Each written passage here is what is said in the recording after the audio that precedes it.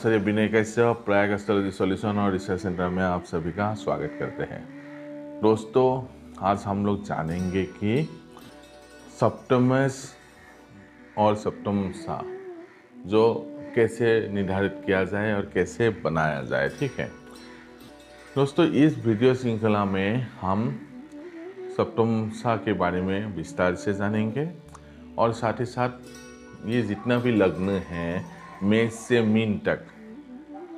Mean तक जितना भी सप्तमांश होगा उस सप्तमांश का रिजल्ट कैसा होगा, उससे क्या क्या पता चलेगा, उसके बारे में हम इस श्रृंखला में जानेंगे।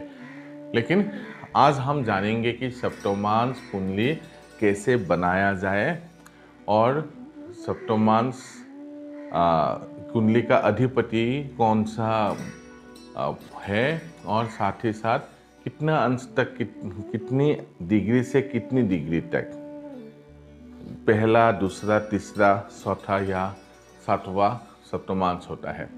एक महत्वपूर्ण बात आप समझिएगा कि ये सप्तमांश जो है यहाँ पर बराबर का भाग नहीं होता है, इसलिए षटवर्ग में सप्तमांश को नहीं लिया जाता है।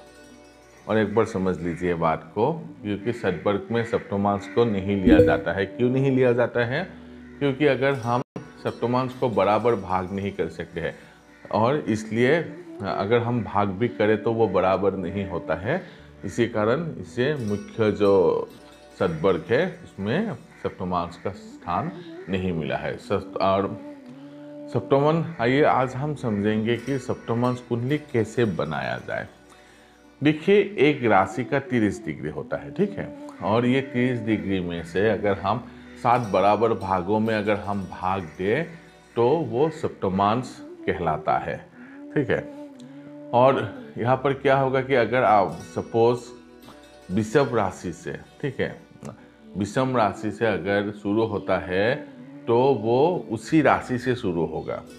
सपोज मेष राशि से, किसी का मेष लग्न है तो सप्तमांश जो है पहले मेष होगा, उसके बाद वृषभ होगा, फिर मिथुन होगा, फिर कर्क होगा, फिर सिंह होगा, फिर कन्या होगा, उसके बाद तुला होगा।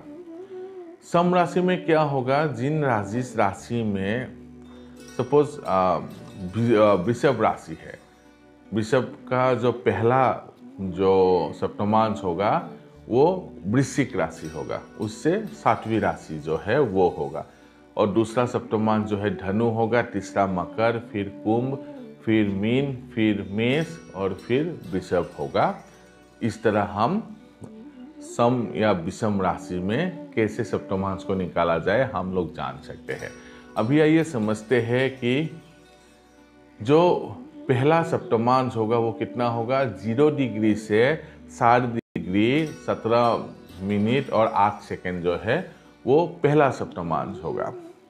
फिर दूसरा सप्तमांश क्या होगा, 7 डिग्री 17 मिनट और 8 सेकेंड से 8 डिग्री, फिर 34 मिनट और 34 मिनट तक जो होगा और 17 सेकेंड तक ये जो होगा ये दूसरा सप्तमांश होगा। फिर इसी तरह हम आगे बढ़ सकते हैं। तीसरा 17 सप्तमांश जो होगा वो 12 डिग्री 51 मिनट 25 मिनट तक होगा, 25 सेकेंड तक होगा। फिर इस तरह हम क्रमशः आगे हम जा सकते हैं। और इसमें क्या होगा कि पहले सप्तमांश का जो अधिपति है वो तेजाब होगा, दूसरी सप्तमांश का अधिपति जो है वो दूध होगा, तीसरी का दही और चौथे का घी और पांचवे का जो है वो गन्ना, फिर चौथे का जो है वो शराब होगा और 7वें का जो है वो जल होगा। इस तरह हम उसका अधिपति को भी जान सकते हैं। तो आज हमने क्या समझा कि सप्तमांश कैसे बनाया जाए। विषम राशि में जहाँ से शुरू होगा वहीं से ही उसका पहला सप्तमांश होगा और सम राशि में अपने राशि से 8वीं राशि से जो 7वीं राशि होगा वहाँ से शुरू होगा। और एक बार हम समझ लेते हैं मेष, अगर एग्जाम्पल की तरह लेते हैं, मेष राशि का पहला सप्तमांश जो है वो मेष राशि से ही शुरू होगा।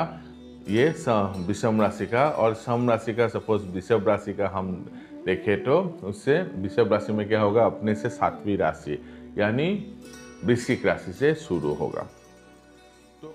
और आइए समझते हैं अब कि जो ये अधिपति का है, ये अधिपति से हमें क्या दर्शाता है। देखिए, जो पहला सप्तमांश का अधिपति तेजाब है, वो तेजाब से क्या दर्शाता है कि जातक का संतान से सामान्य संबंध होगा, ठीक है, और साधारण सुख संतान से प्राप्त होगा, और साथ ही साथ संतान के कामों में थोड़ा परेशानी रहेगा। ये अगर पहले सप्तमांश में किसी जातक का जन्म होता है। आइए दूसरे सप्तमांश के बारे में जानते हैं। दूसरे सप्तमांश की जो अधिपति होगा वो क्या होगा, दूध होगा। दूध के कारण क्या होगा कि संतान से बहुत अच्छा संबंध होगा, उत्तम सुख संतान से मिलेगा, और साथ ही साथ संतान की तरक्की बहुत होगा, खूब होगा, और संतान की तरक्की में अपना पिता का भी योगदान होगा। आइए समझते हैं कि तीसरा जो सप्तमांश है, तीसरा सप्तमांश का अधिपति दही होता है।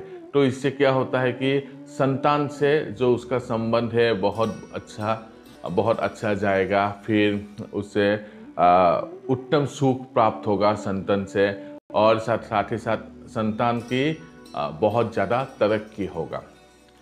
आइए अब हम समझते हैं कि चौथा सप्तमांश का जो अधिपति है की है। इसमें क्या होगा कि संतान के साथ संबंध जो है वो भी बहुत अच्छा होता है। संतान अपने पिता को समझने वाला होता है, उत्तम सुख भोगने वाला होता है, पिता पुत्र दोनों ही, और संतान की तरक्की जो है वो बहुत अच्छा होता है। और पांचवें जो अधिपति है वो है गन्ने का रस। गन्ने का रस का अर्थ क्या होता है कि संतान से सुख मिलेगा, संतान से संबंध अच्छा होगा, उत्तम सुख जातक को भोगेगा, और साथ ही साथ संतान की तरक्की, और साथ ही साथ पिता का भी तरक्की होता है। और 6वें भाव में जो अधिपति होगा वो शराब होगा। इससे क्या होगा कि संतान का कोई दोष रह जाएगा, और संबंध भी जातक के साथ इतना अच्छा नहीं होगा, और मामूली ही सुख जातक को संतान के कारण भोगना पड़ेगा, और धन संपत्ति का जो है वो घटता रहता है, हरण होता है। और 7वीं जो देवता होगा वो है कि पिए जल जो है, साफ पीने वाला जल है, वो अधिपति होगा। तो इससे क्या होगा कि संतान से संबंध तो बहुत अच्छा होगा, और साथ ही साथ उसकी तरक्की में पिता का साथ मिलेगा, और पिता को संतान के कारण सुख मिलेगा, और साथ ही साथ संतान पिता का आज्ञाकारी होता है, और ये पुत्र का तरक्की भी हुआ देखा गया है। तो यही था कि सप्तमांश कुंडली कैसे बनाएं, डिग्री के बारे में हमने जाना, साथ ही साथ उसके अधिपति के बारे में हमने जाना, और ये अधिपति के कारण जो फल है, क्या फल आएगा उसके बारे में जाना। आने वाले वीडियो में हम लोग प्रत्येक लग्न के हिसाब से जानेंगे कि सप्तमांश का फल कैसा होगा। अगर मेरा वीडियो आप लोगों को पसंद आते हो तो प्लीज़ इसे लाइक कीजिए, शेयर कीजिए, और सब्सक्राइब करना मत भूलिए। धन्यवाद।